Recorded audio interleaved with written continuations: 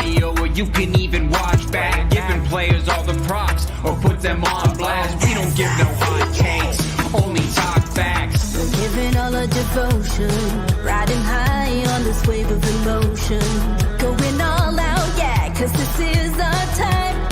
No, ain't no stopping us till we reach the finish line. All in, we came here to win. We're gonna give everything. S-I-C-K on the run. S-I-C-K, sick. On fire, we're ready to fight. We'll bring the house down tonight. S-I-C-K on the run. S-I-C-K, sick. Play it on the car ride, play it when you lounge.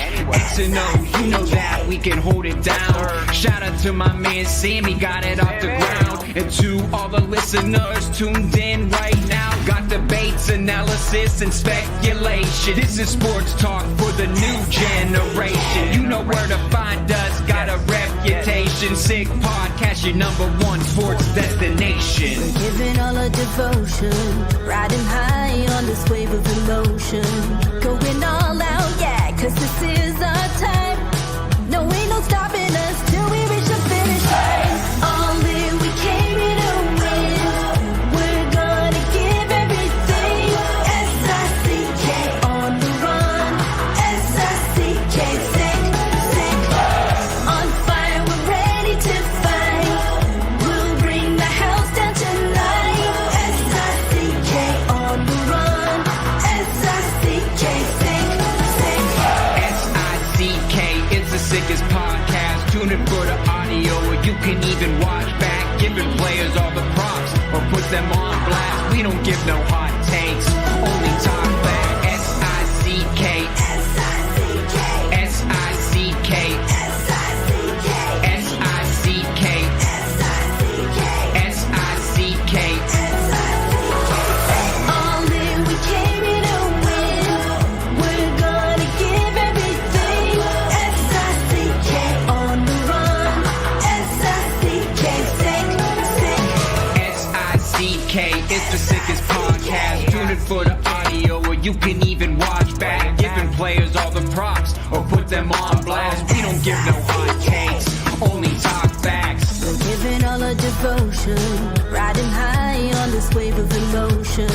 Going all out, yeah, cause this is our time. No, ain't no stopping us till we reach the finish line. All in, we came here to win. We're gonna give everything. S-I-C-K on the run. S-I-C-K, sick. On fire, we're ready to fight. We'll bring the house down tonight. S-I-C-K on the run. S-I-C-K, sick. Play it on the car ride, play it when you lounge. X and O, you know that we can hold it down. Shout out to my man Sammy, got it off the ground. And to all the listeners tuned in right now, got debates, analysis, and speculation. This is sports talk for the new generation. You know where to find us, got a reputation. Sick podcast, your #1 sports destination. We're giving all our devotion, riding high on this wave of emotion. Going all out, yeah, cause this is our time. No, ain't no stopping us till we reach the finish line. All in, we came here to win. We're gonna give everything. S-I-C-K on the run. S-I-C-K, sick. On fire, we're ready to fight. We'll bring the house down tonight. S-I-C-K on the run. S-I-C-K, sick. S-I-C-K, it's the sickest podcast. Tune in for the audio, or you can even watch back. Giving players all the props, or put them on blast. We don't give no hot takes, only talk back. S-I-C-K, S-I-C-K, S-I-C-K, S-I-C-K, S-I-C-K. Turn up your volume. Because you're about to listen to The Sick Podcast. With Tony Marinaro. 55 seconds left in the penalty, a minute and 27 seconds left in regulation time. Boston 4, Montreal 3. Lafleur coming out rather gingerly on the right side. He gives it into Lemaire, back to Lafleur. The sickest Montreal Canadiens podcast. You're in the fall! Sports entertainment like no other. Rejoint, on lui fait perdre la rondelle, une passe devant. Et c'est le dégagement, et ce sera la victoire des Canadiens. Coupe Stanley pour les Canadiens. Leur 23e de l'histoire. You found the dogs! John, you found the dogs! He found the dogs! And all together, they worked a young team to the top. And now, a 24th Stanley Cup banner will hang from the rafters of the famous Forum in Montreal. The Canadiens win the Stanley Cup. Brought to you by Energy Transportation Group. Driven to be different. La Vida TB. Embrace your true nature. And Playground, your premier gaming destination. It's gonna be sick. Good Friday evening, everyone. I'm Matt Ohayon. You know me as the Hebrew Hammer. It's the Sick Podcast. I'm sorry if you're a new listener or viewer and you were expecting Tony. For those of you who don't know, I am your Friday night host of the Sick Podcast. Let's take care of some business before we get into things. The Sick Podcast is brought to you by Energy Transportation Group. Energy Transportation Group is a leading full-service logistics provider serving all of North America, driven to be different. We're also brought to you by La Bittt Tibi beer. La Bittt Tibi has launched their new Ultra Lager, a refreshing, thirst-quenching beer, perfect for those hot summer days, and only 90 calories, 2 grams of carbs, and 4% alcohol per can. Available in a pack of 6 or 12 in grocery and C-stores all around the province of Quebec. Ultra light, ultra refreshing. We're also brought to you by Playground. Experience Playground's world-renowned poker experience with free food and drinks at their cash games tables. Bad beat jackpot that's already over $1.1 million and climbing. Weekly promotions, daily tournaments, and unmatched customer service. Why play anywhere else? Located just over the Mercier Bridge, only minutes away from downtown Montreal. Playground. And shop all your sports licensed lifestyle apparel, including hoodies, caps, and tees of your favorite teams from all the major leagues at sportsbuffshop.com. Use code SICK10 for 10% off all their items. And finally, of course, by Betway. Betway is a leading global online betting and gaming brand. Follow your gut instinct and go with Betway. Go on betway.com or scan the QR code to join the action. Must be 18 years or older, and please play responsibly. Okay, coaching move by the Habs this week. Not much else going on, so hey, we're going to light the internet ablaze because there's a desire for it in Habsland, as there always is. So let's talk about the move and maybe a golf tournament too with my usual Friday guest of the Montreal Gazette, Stu Cowan. Stu, how are we doing? I'm doing really well. How are you? I'm doing extremely well, considering I'm talking to you now, because not only do I love doing that, but that also means it's the start of the weekend. There you go. I'm very happy about. So, I mean, hey, listen, the weather, it doesn't feel like death to be outside anymore, which is also greght. No, it's also the start of my vacation. I'm finished after. Oh, so you're laughing right now. Okay. But so let's talk about the coaching move by the Canadiens. They found their guy for Laval on Tuesday. It's Pascal Vincent, formerly of the Columbus Blue Jackets. He was let go of his job after a really weird year there, but has found success at the AHL level coaching. Yeah, he was the best guy available for the job, in my opinion. And the timing, as Pascal said in a Zoom conference, just worked out really well. He was fired about a week before J.F. Houle left the Rocket to go back to Clarkson, his alma mater, and become head coach there. Obviously, Canadiens, they're going to hire a bilingual head coach. Check that one off for Pascal Vincent. But even more importantly, he's a guy who has lots of coaching experience. I mean, he's been coaching for 30 years. He's only 52 years old. Started off coaching midget AAA. Was a head coach in the QMJHL for Cape Breton and then the Montreal Juniors. Hasn't been in Montreal or in Quebec since 2011 when he left to become an assistant coach with the Winnipeg Jets. He's been a head coach with the Manitoba Moose, an assistant coach for 2 years with the Blue Jackets. And then, he got thrown into a really tough situation last year when, 4 days before the start of training camp, Mike Babcock abruptly resigned after what he had done, asking young guys to show him his phones and all that stuff, and the NHLPA investigate him. So he was thrown into a really tough spot 4 days before training camp. You're going to training camp expecting to be the assistant coach, and all of a sudden you're the head coach.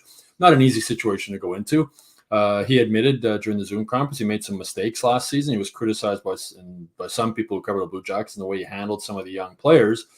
And that might concern some Canadians fans, but you got to understand, a guy getting his first opportunity to coach in the NHL, thrown into a situation the way he was, he's trying to win, right? He wants to win to keep his job. And who knows what directives he was getting from management. I mean, directives from management with Marty St. Louis are very clear. It's all about development, and wins and losses are sort of secondary.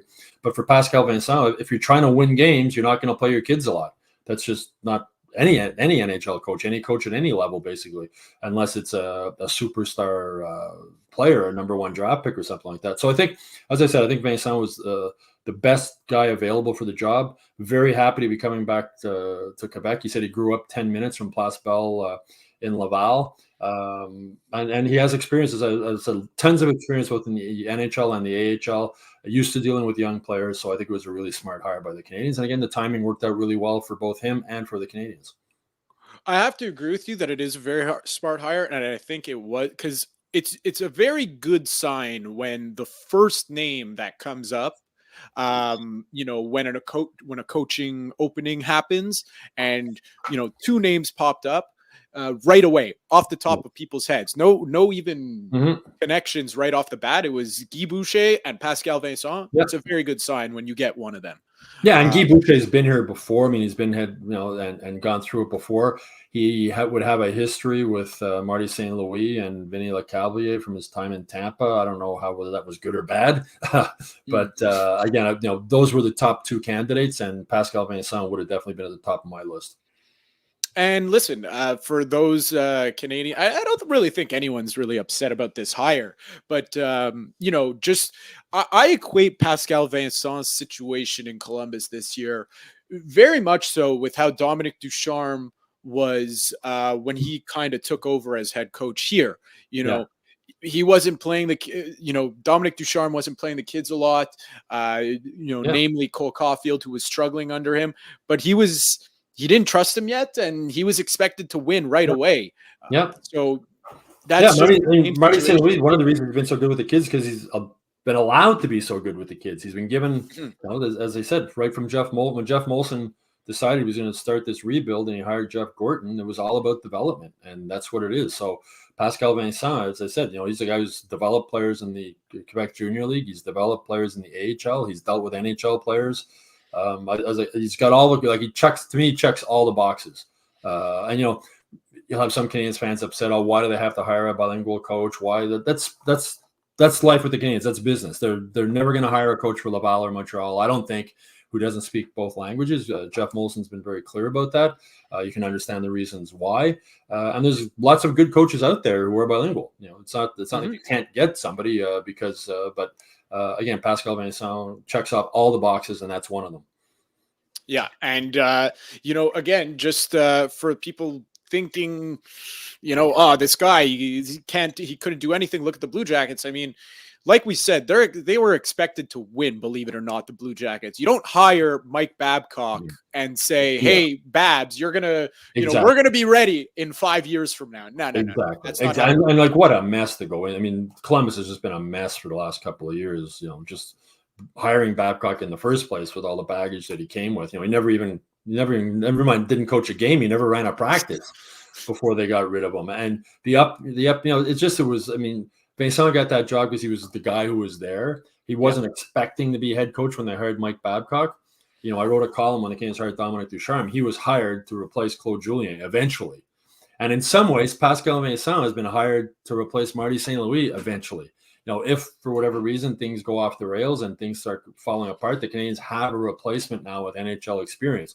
And Vincent was asked about that, and he said, he's not thinking about that at all. He plans to work with Marty St. Louis as a team and partners, and he talked about how important it'll be to have maybe not the exact same system, but very similar systems in Laval, so it'll be easier for players going up to Montreal. He says when they go up, you don't want them to have to think about new system. You just want them to be able to play their game. And I believe Vincent when he says, I mean, as he also, every coach wants to coach in the NHL, just like every player wants to play in the NHL. But he's not taking this job thinking I'm going to replace Marty St. Louis. But in the back of Canadiens management's mind, before they hired him, who was the next coach, right? Was it J.F. Houle, never coached in the NHL before, no experience there? Probably not, right? So now they have a guy that's very comfortable running Laval, very happy to run Laval. And if for whatever reason, 2 years down the road or something, this rebuild isn't going the way management wants it to go, they have another coach within the system who would be able to step in to coach at the NHL level.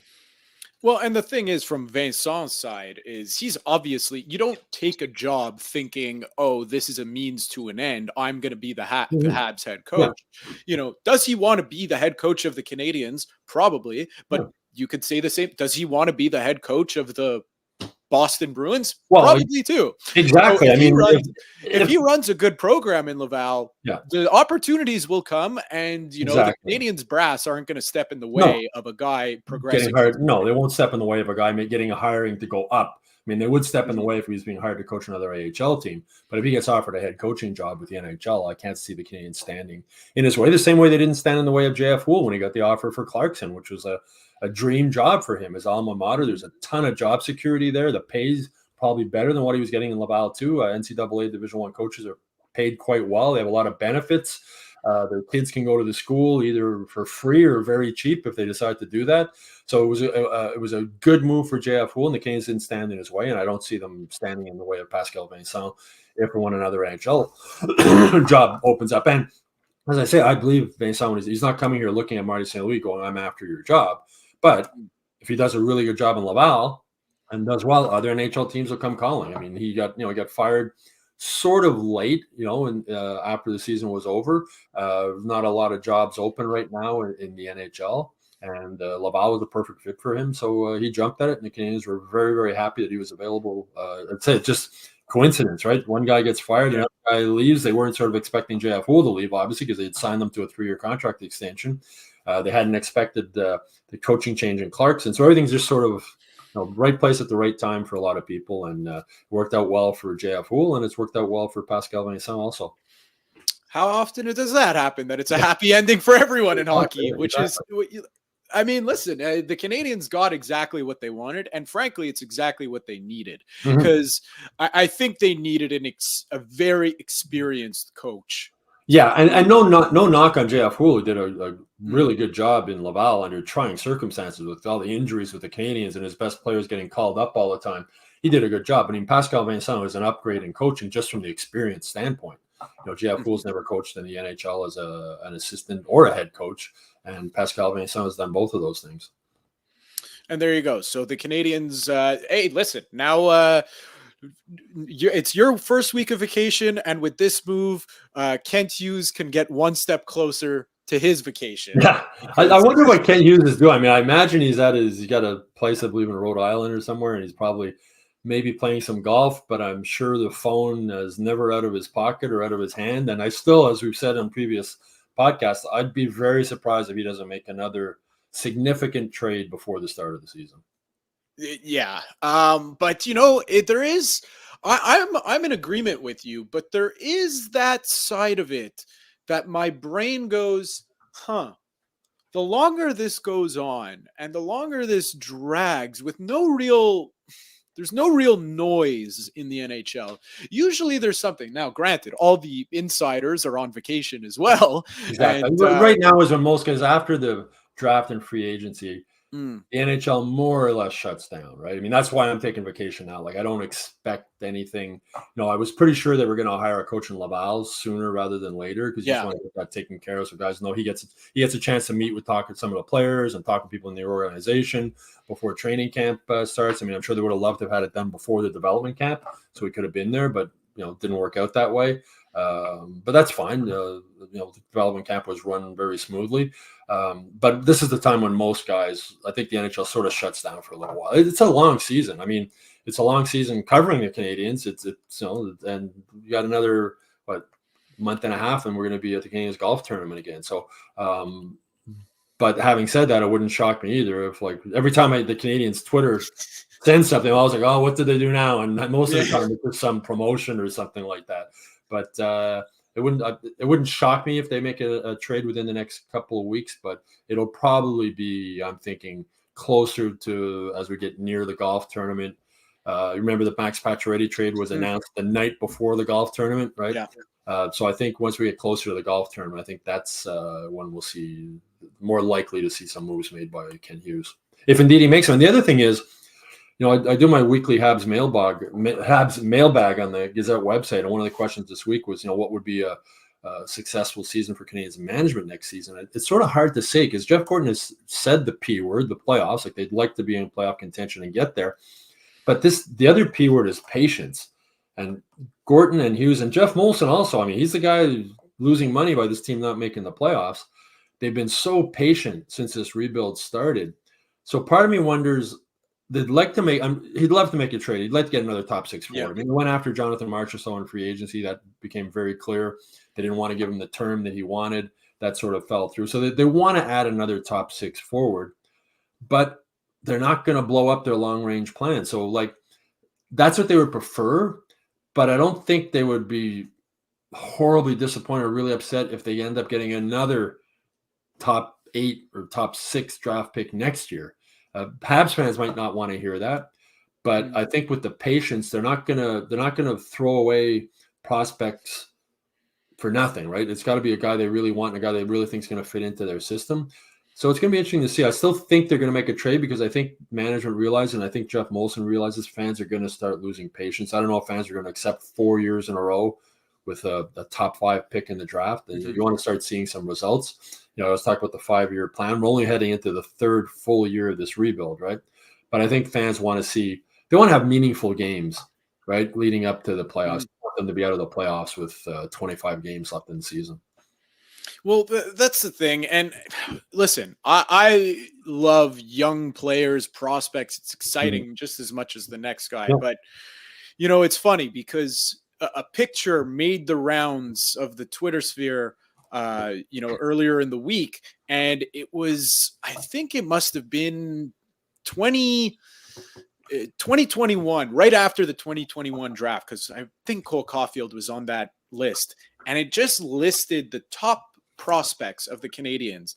And you have guys like Josh Brook, Cale Fleury, and all these guys that fans just get so excited about, and understandably so. These guys were, 2nd round, 3rd round picks that are, supposed to pan out.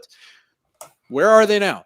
Yeah. And that's just the reality with prospects, in that, people could look at the Canadiens blue line right now, and I don't think that you can crown some of these guys as bona fide NHLers just yet. I think a lot of them have some time still. They need more time, and we haven't seen much. You've seen a little bit. You've seen they're capable, but it's easy to play,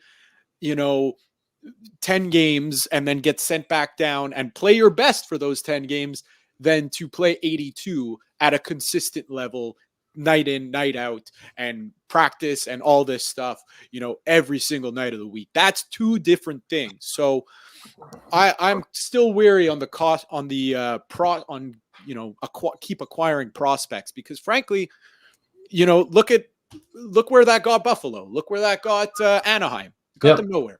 Well, and you look in Matthias Norlinder, an example, right? Remember there's such high hope about him. He was going to be the stud defenseman for the Canadiens. It didn't work out. He's out of the organization now. He just never stepped up. And then Jaden Struble, who nobody was talking about Jaden Struble at the start of last season, and he took advantage of his opportunity and made the most of it, and earned a spot in the NHL. So there's no guarantees. I mean, it's see so often. The draft is such a crapshoot.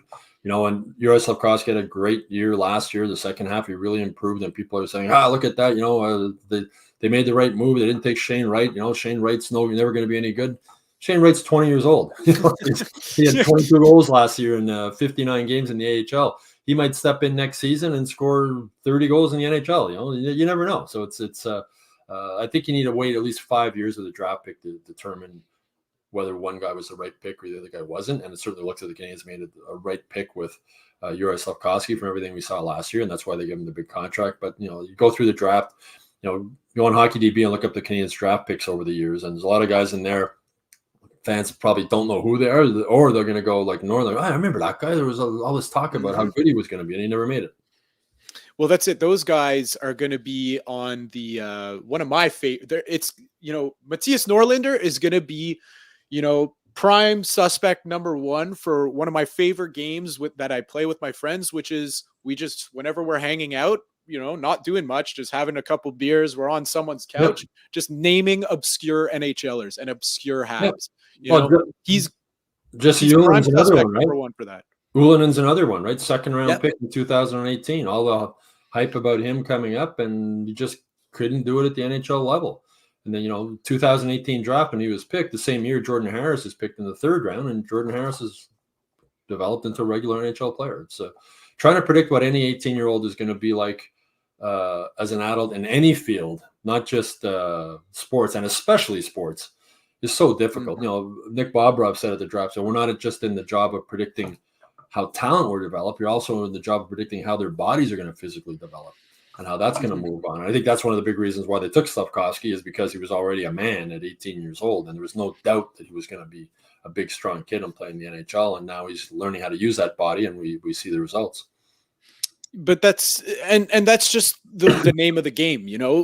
That's why I tell fans, be wary when people talk about Owen Beck as this guy's a surefire thing. I like Owen Beck, and I hope every prospect works out. But the reality is, that's not how it happens. No, and the reality is, Owen Beck is likely to be like a fourth line center in the NHL. Mm-hmm. I think that's where the Canadiens project them to be. I mean, maybe he can become more than that. I think Brendan Gallagher, when he first joined the NHL, was probably projected to be a fourth line winger, and become that now, unfortunately, or a third line winger. But he wasn't that for a long time. Exactly. It's just be careful, because it's worthwhile to take a stab at a guy that is a surefire thing. What he is, and you can kind of tell there's still some room left for development.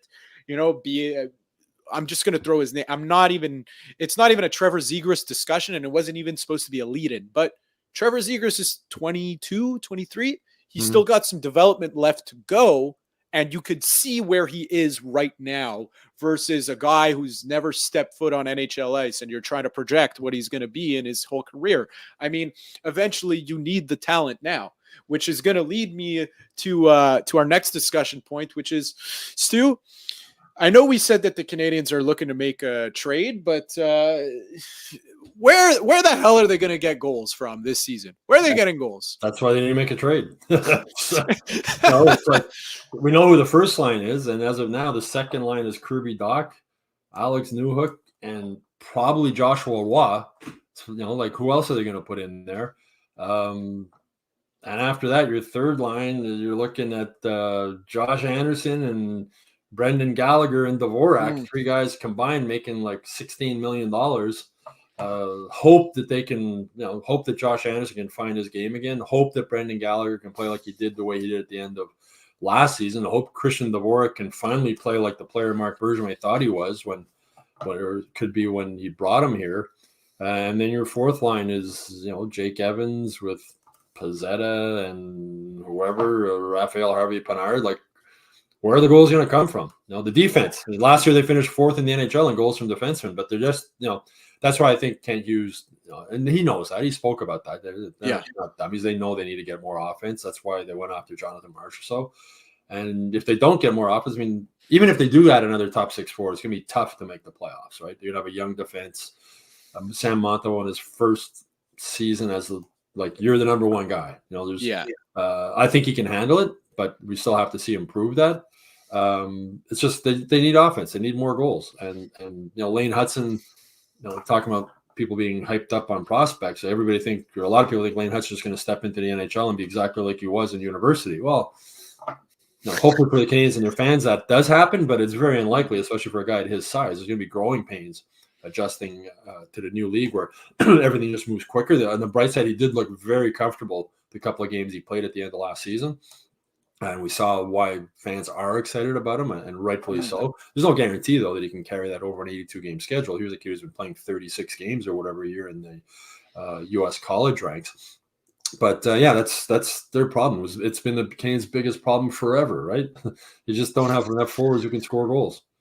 That's why I think, I don't know. Is it just because it happened in Philadelphia with Michkov, or I think that, if they do strike out on a top six forward, they're gonna pay the price and bring Demidov over. At least I think that's what I think. That's so interesting. It's one of the other questions I got for the mailbag this week is, what are the odds of Demidov starting the season in Laval or Montreal? If he comes to North America, he's going to play in Montreal. I don't see him going to Laval. They're going to start him off here like they did with Slafkovsky.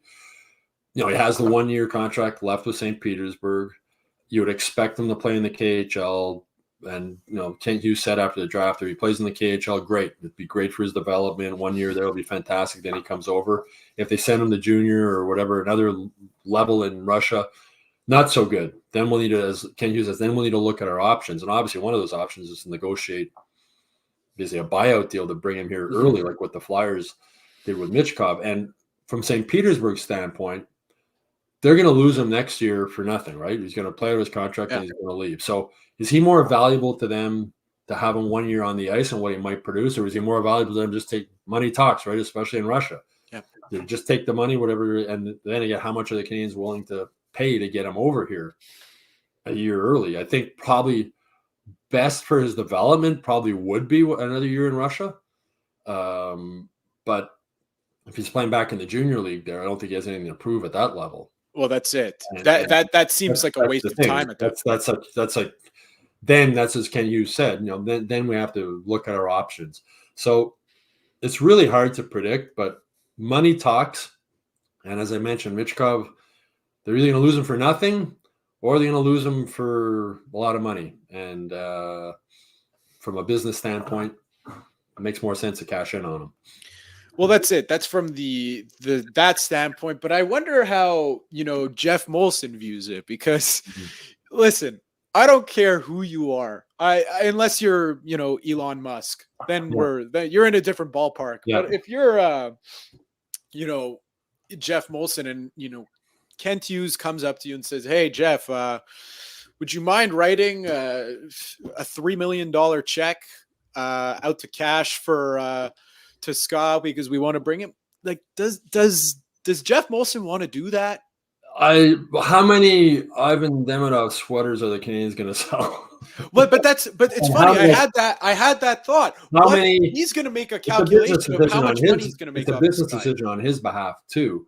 And the Canadiens, this is a guy they need, right? They need a player with the potential to have superstar offensive talent, and this kid seems to have it, right? So I think, if it is $3 million, I think that's a drop in the bucket for what Demidov could bring to the Canadiens, right? It's not just, as I said, he'll imagine him opening at the Bell Center against Toronto and he scores 2 goals, right? Or something like that. This city will go insane. The sales of his sweaters will go, those $500 sweaters or whatever they cost, that they'll go through the roof. So, and excuse me, he also gives them that opportunity, or could give them that opportunity, to maybe sneak into the playoffs. I know years ago they said a playoff game was basically $1 million in the owner's pocket, one home playoff game. I'm sure it's more than that now, right? So if you get 3 home playoff games, so that, to me, I'm sure there's a limit to what Jeff Molson's willing to pay, but you throw out the $3 million figure, I think he writes that check right away. It's interesting because, I love soccer, and my team is Manchester United, and I see this all the time. The negotiations between clubs.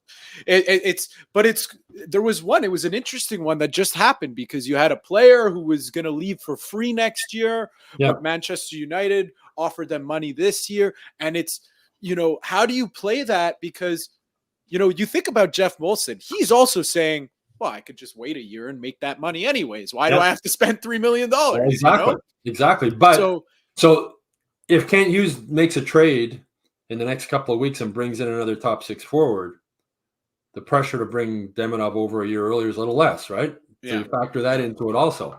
But I think they would like to get him. I think the Canadians would love to get him here. I mean, even especially if he's not going to play in the KHL, they want to bring him here to Montreal, and they'll want him to play with the Canadians. I don't see them sending him to Laval. He'll start the season here, and if things don't work out and he looks shaky, maybe they send him down. But things didn't. Slavkovsky didn't look great right at the start. He didn't look great at the start of last season, and they stuck with it. And I criticized them for it at one point. I wrote a column saying he should be back in the AHL. They proved me wrong. Their patience again, that P word, and their focus on development. Adam Nicholas, I wrote a column this week on just all the people that Jeff Gorton has hired since he took over towards hockey development. It's a long and impressive list of people that he's added to this organization. And I had a one-on-one interview with Gorton a few months after he got the job at his office in Brossard, and he said that was his number one priority when he came in. When he got there, was sort of, as he said, to modernize this team. They had no analytics department. They didn't have much in development. It was basically Rob Ramage and Frankie Bouillon were their player development. Since then they've added, Vinny LeCavalier, Paul Byron, Marie-Philippe Poulin, Adam Nicholas as a development coach. I mean, during the development camp, they had 14 coaches on the ice at one point. Like that's, it used to be there was 2, maybe 3. And, Paul Byron, Rob Ramage spoke about, we talked about Owen Becker earlier, and Rob Ramage, director of player development, spoke about the job Paul Byron did with Owen Beck, because Owen Beck got off to a rough start in the OHL last season. And they put Paul Byron on him, and he looked at video with them and worked with them and talked with them and got Owen Beck back on track. And Owen Beck was saying one of the things he liked about Byron, he doesn't sugarcoat anything. He's very direct and honest. He said he didn't chew me out, but he's very direct and honest what you do right and what you do wrong. So that focus on player development, which is, the Canadians had so, you can say bad luck with their first round picks or bad picks. It was bad development of first round picks as much as anything. They did not develop their first round picks very well, and they've developed Yuri Slavkovsky very well. And you look at the way they've developed some of these other younger guys coming up, and I think it will be the same with Demidov if he gets here. I'm sure Marty St. Louis, to get his hands on a player like Demidov with that type of offensive talent, I mean, he'd be drooling getting to work with a kid like that, right? Well, that's it. So I think the Canadians, in any event, I remember when, who was it that the Canadians had to, David Reinbacher, they're keeping tabs on him over in Austria or in Switzerland. It's easier when he's in your hands. That's when it is, you can really control. And especially when he's in Russia, Nick Bobrov has contacts over in Russia, but it's hard to get over there and see guys. Yeah. So Rob Ramage talked about Paul Byron going and working with Owen Beck. And he also talked about Ramage himself going to visit Reinbacher when he was playing in Sweden, and he was really struggling. He said he just had too many voices coming at him and was trying to do too much. He basically showed him video of Shea Weber and just got him to simplify things. He also talked about Sam Harris. Sam Harris played at the University of Denver, was on the 4th line. And Rob Ramage went to visit him and talk with the coach there in Denver. He said, look, we got a stacked team. He's got to fight for his spot. Now he's on the 4th line right now.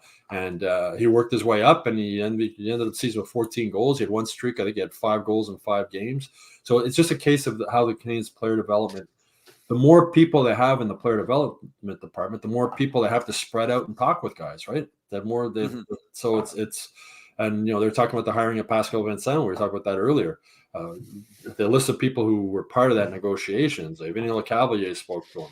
Alex Burrows spoke with them. Kent Hughes, Jeff Gorton. There was a whole bunch of people involved in making that decision. And one of the things that Pascal Vincent said, I asked him in the Zoom conference, what impressed you the most about those interviews? And he said, just the vision that they had. They're all on the same page. They all have the same vision for how they're going to build this team and how they're going to develop this team. And he said that really impressed him. You need that, because it's just if one guy expects one thing and another one expects something else, you're not on the same page. It's not a cohesive unit. That's just how it works in any industry. I imagine that's sort of what Pascal Vincent went through last year in Columbus. As you said, they didn't hire Mike Babcock to come in and not win, right? Develop for 5 years and then be ready to win. No way. So, it's just like, who knows what voices were coming in different directions and what kind of, and Dominic Ducharme was taken, a lot of criticism for the way things ended with him with the Canadiens. Some people forget that he also brought them to the Stanley Cup final. Carey Price had a lot to do with that. But Ducharme said after St. Louis had the job, and one of the first interviews he did, and Ducharme said, I wasn't given the opportunity at St. Louis. I was told I had to win. So as I said earlier, when you have to win, you're not playing kids, right? You don't trust them. You're not putting them out there. If Ducharme had come in and was told, we don't care if you win or lose, it's all about development, he would have played Cole Caulfield, right? It's just the way it is. Coaches are, the longevity. I think 11 coaches were fired in the NHL last season. It's like a third of the coaches, right? And Marty St. Louis is like the fourth longest tenured coach in the NHL right now, something like that. He's fourth or fifth. It's crazy. It's like just yesterday he was brought in. That's right, and there's only 32 jobs in the league, right?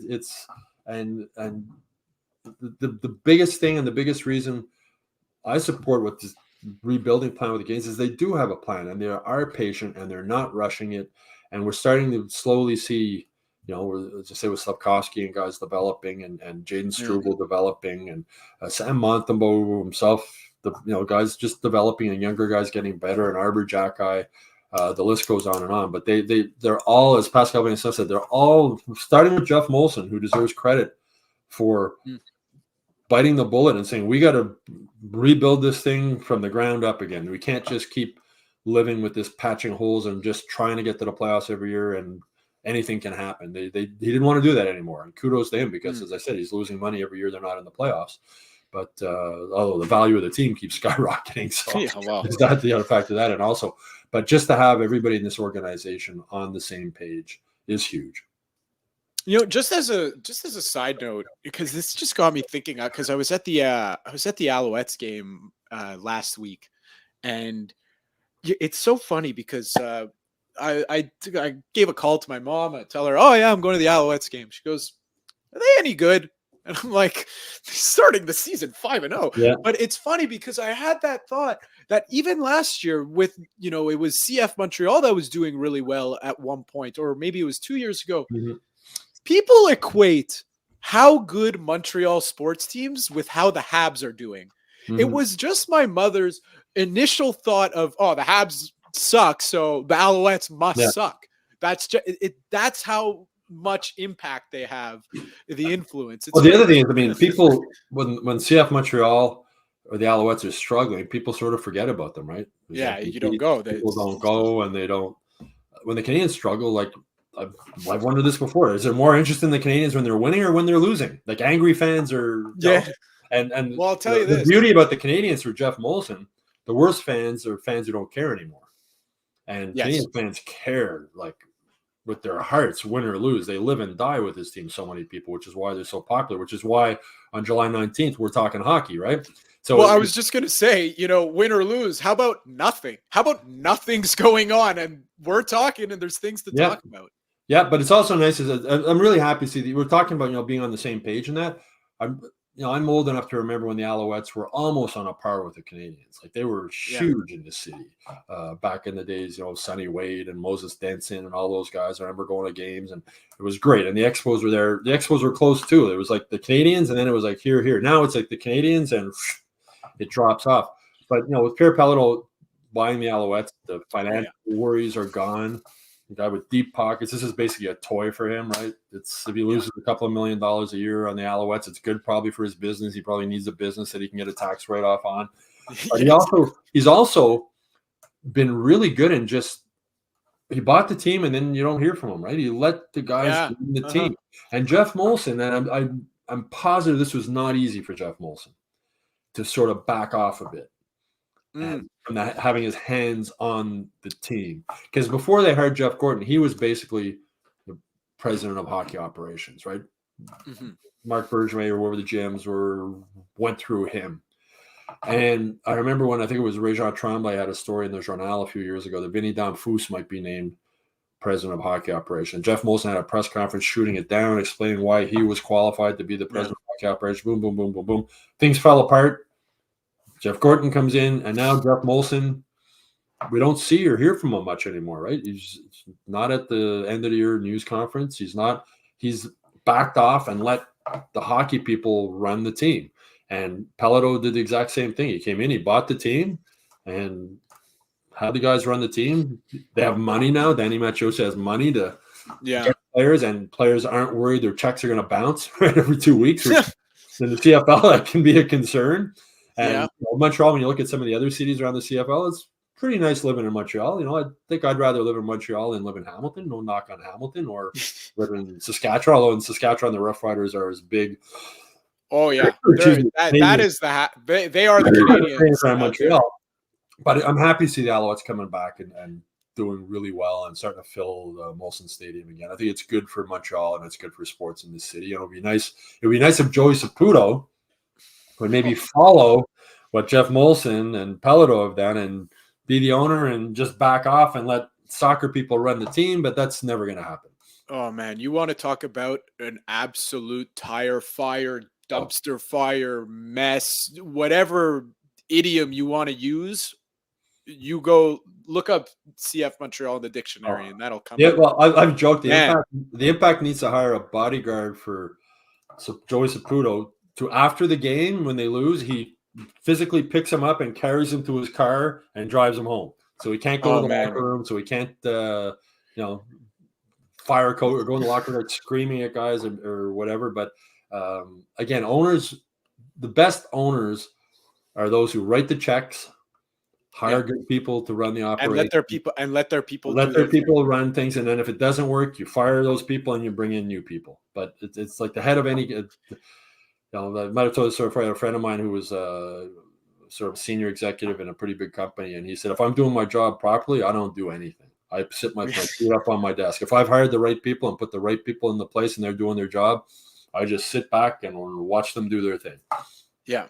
Well, and I think just to get back to, two things. One, it's funny. I think the only time you hear, it's funny you say you don't hear from Pierre-Carl Pelleto is he was actually on the field on the home opener. I was there for that game too. And he was revving up the crowd. He loved it. He's there as a fan. Awesome. He's there as a fan. It's like Mark Cuban, exactly. Right? When Mark Cuban, the NBA now, he's the biggest fan of the team, right? He sits courtside. Yeah. He's a fan. And that's what owners should be. Owners buy the team. It's a toy for rich guys, right? And it gets them some celebrity, right? Jeff Molson wouldn't be in the paper every day, or his name wouldn't be as well known if he only ran the beer company, right? Exactly. Owners of sports teams, one of the things they buy them is it's a toy. It gives them a bright spotlight for themselves too. But buy the team and be a fan, just be a fan. Like George Steinbrenner was the opposite of that, right? He had success with the Yankees at some points, but again, so I mean, and I know for Jeff Molson that I'm sure it wasn't easy because he loves hockey. He's passionate about hockey. He's passionate about the team.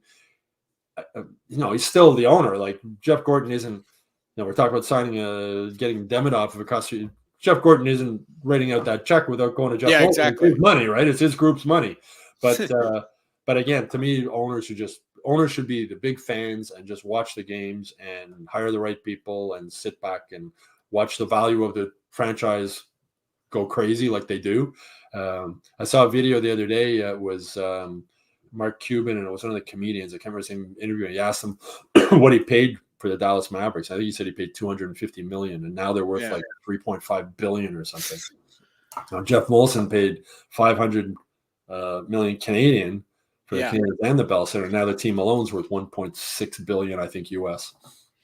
Yeah. So, and you know what? To get back to Jeff Molson, I think it's funny because when Marc Bergevin was in charge, and this has nothing to do with Marc Bergevin. It's just when Jeff Molson held the position that he held, and Marc Bergevin was in charge at that time, people would talk about him saying he doesn't care about what happens to the Canadians on the ice. He's cheap. He's this. He's that. He's whatever. Because all he does is he doesn't care if they tank in the standings because their value just goes through the roof year over year.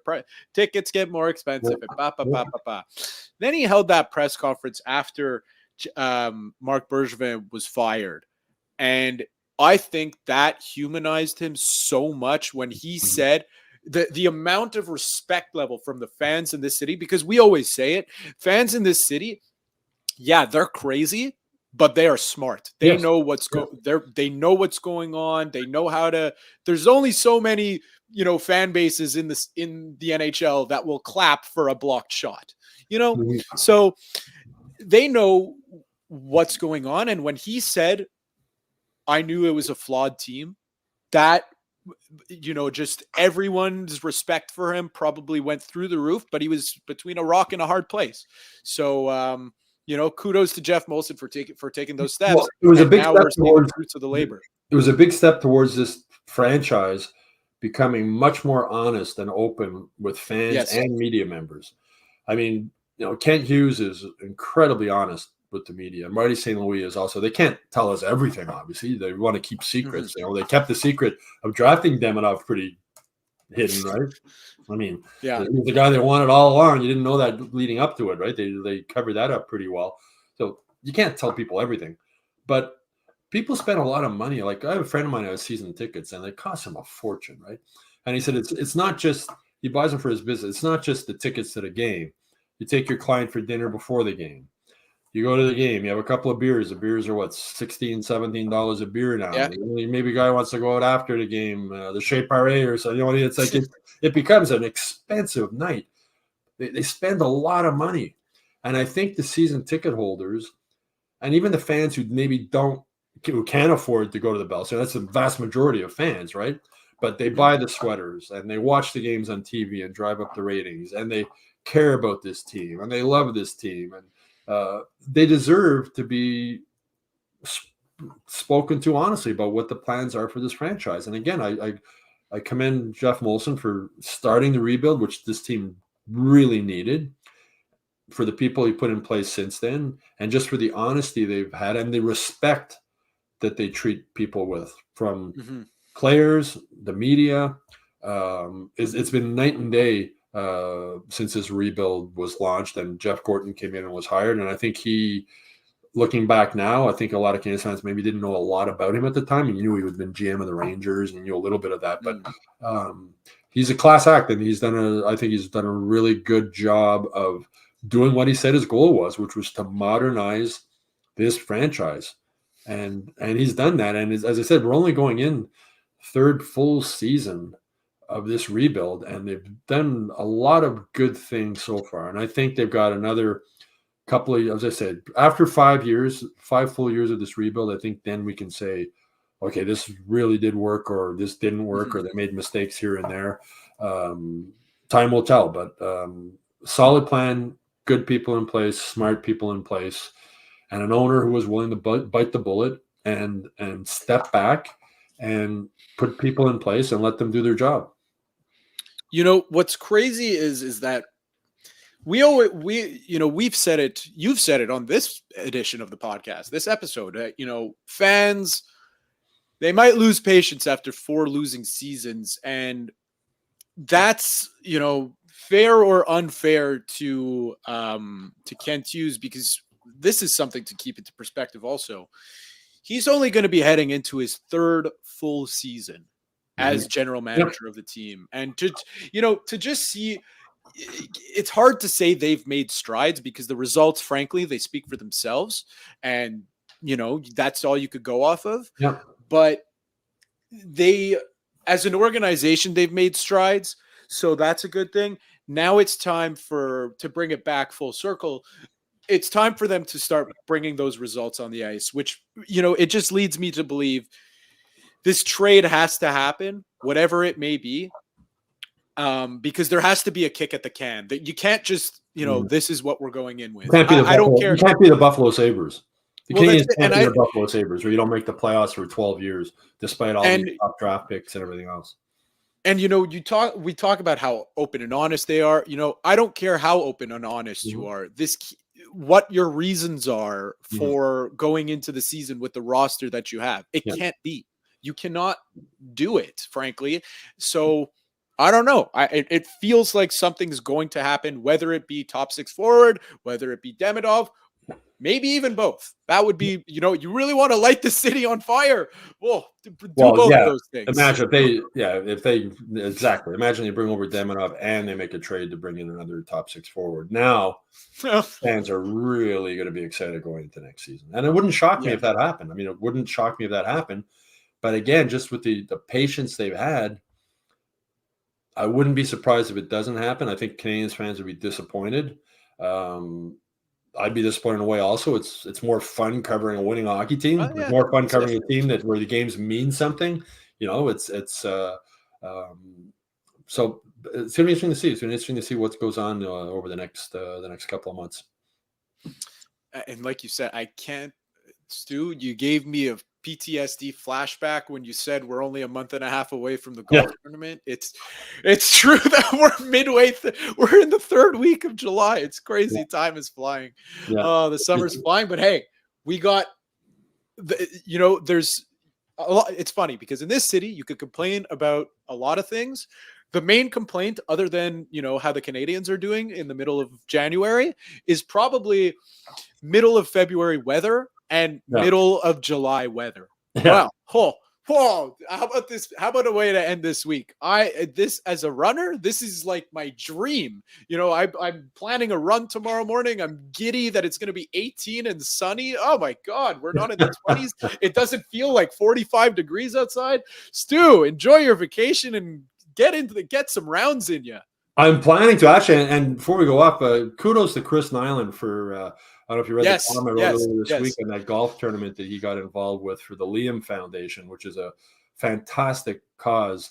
Kevin Reason, the father of Liam Reason, started this. He's a 10-year-old boy, has a rare disease that they're trying to find a cure, at least a way to slow the disease down. And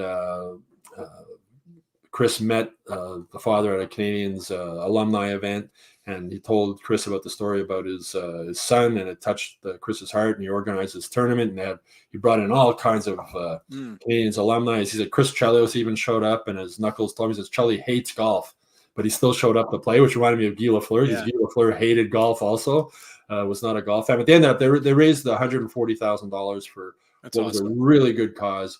And it just highlights again the big heart that Chris Nyland has. The columns on the Hockey Insider website, but kudos to Chris. It's nice to see players giving back, and it's a great cause. And Michel Lacroix, the PA announcer, was there from the Canadiens among so many former players, Guy Carbonneau, Larry Robinson, a whole bunch. And before the dinner, they announced Liam as La Première Étoile. And his father said that's something he had dreamed about. As a boy with physical handicaps, right? And he says there's nights to go to sleep. Like a lot of fathers with a son dream that one day their kid might play for the Canadiens. So anyway, just a really good summer story about Chris Nyland doing some good things in this city.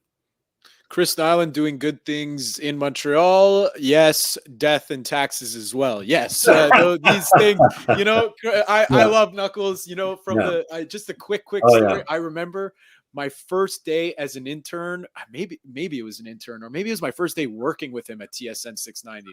I had been working with Tony in the morning, and then, Habs lunch starts and we're in commercial break, and Chris looks at me, oh, hi, how are you? What's your name? And then on the air, Tony, I was, very shy on the air. I kind of just went with the flow. I didn't want to push any buttons, the exact opposite of Tony. Yeah. And, Chris kind of saw that I gave an answer that I didn't really mean what I said. And he goes, no, Matt, that's not what you meant. This is my first day on the job. And he goes, no, Matt, you didn't mean that. Say what you mean. Mean what you say. Give your opinion. Oh, it's just awesome. Yeah, that's Knuckles. Wears his heart in his sleeve. Yeah. What a guy. Oh, I miss working with Knuckles. Anyway, Stu, thank you very much. Enjoy the weather and enjoy your weekend. And enjoy your vacation. Thank you. Have a great weekend, everybody. All right. That does it for Stu. That does it for me. Enjoy your weekends, everyone. We'll chat next week. And that's a wrap. Hope you don't miss us too much until next time. Follow The Sick Podcast with Tony Marinaro on YouTube, Instagram, Facebook, Google Play, and Apple Podcasts. The Sick Podcast is brought to you by Energy Transportation Group, driven to be different. LaVie.tv. Embrace your true nature. And Playground, your premier gaming destination.